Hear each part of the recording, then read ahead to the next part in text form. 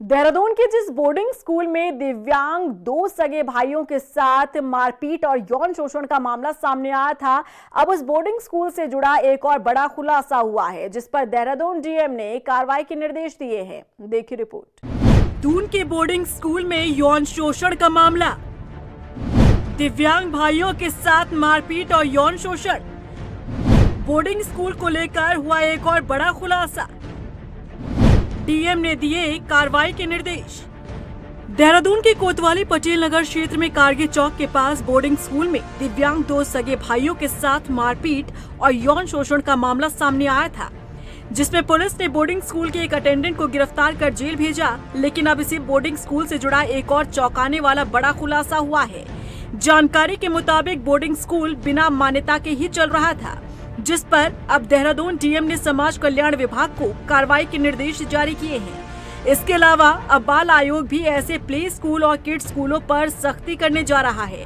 दरअसल पटेल नगर कोतवाली क्षेत्र के बंजारावाला इलाके में दिव्यांग बच्चों का बोर्डिंग स्कूल है।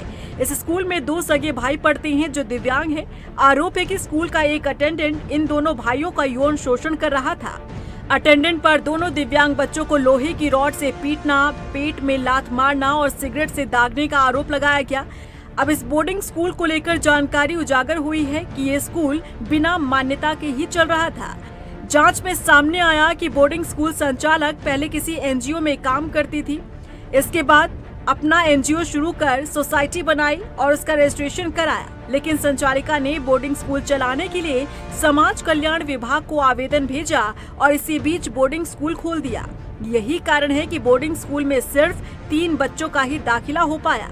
वहीं देहरादून जिलाधिकारी ने बताया कि बोर्डिंग स्कूल की जांच में पाया गया कि स्कूल के पास मान्यता ही नहीं है। जो वर्तमान केस अभी प्रकाश में आया है, उसका जब अभी प्रिलिमिनरी इन्वेस्टिगेशन की गई है तो that institution has not been found registered with neither with Samaj Kalyan nor with Mahila Kalyan department. तो this is more of a grave issue.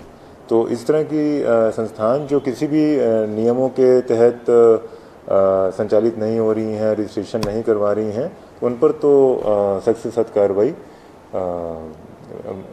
they merit a very strict action। Boarding school में यौन शोषण का मामला सामने आने के बाद बाल आयोग भी ऐसे प्ले स्कूल, किड्स स्कूलों पर सख्ती करने जा रहा है। देखिए, पहली बात तो मैं उसको विद्यालय कहूँ या ना कहूँ वो ही सवाल है, क्योंकि एक किसी कारगिल में कहीं पर एक विद्यालय चल रहा है जो प्रिपरेटरी स्कूल की तरह चल रहा है दिव्यांगों के लिए, और उसी के एक्सटेंशन के रूप में पिछले 1 साल से किराए के 4 कमरों में फर्स्ट फ्लोर पे इन्होंने ये हॉस्टल फैसिलिटी शुरू करी, जिसका इन्होंने गूगल के माध्यम से प्रचार किया हुआ था।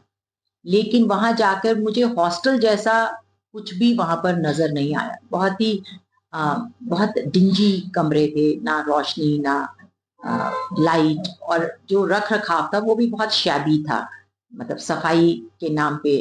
हालांकि किचन रिलेटिवली ठीक था। सिक्योरिटी के वाइज भी वो दिव्यांग बच्चों के लिए तो बिल्कुल उपयुक्त नहीं है। फर्स्ट फ्लोर पे है और कोई ऐसा सिक्योरिटी अरेंजमेंट्स मुझे नहीं दिखे।